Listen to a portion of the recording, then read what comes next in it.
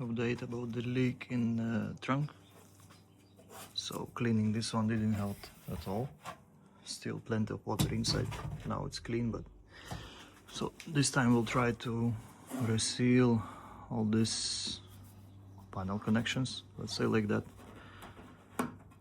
This clips, also this one that's holding the bumper. Actually, this line exactly the same on this side.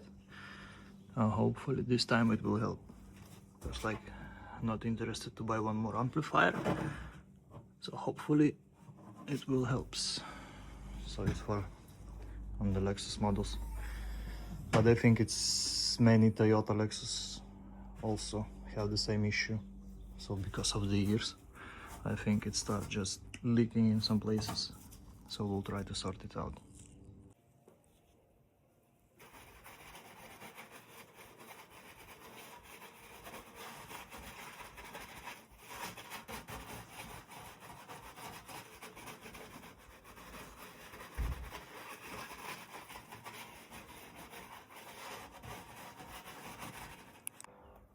We'll try to show exact place of the leak in the trunk.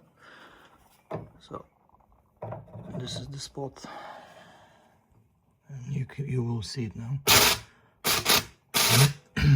That's it. That's the biggest issue of the water leak in the trunk, and I think from this side will be exactly the same.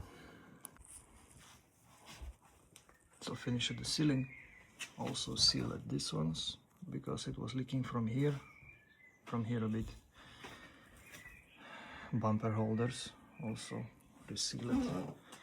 So hopefully now will be no troubles with this one.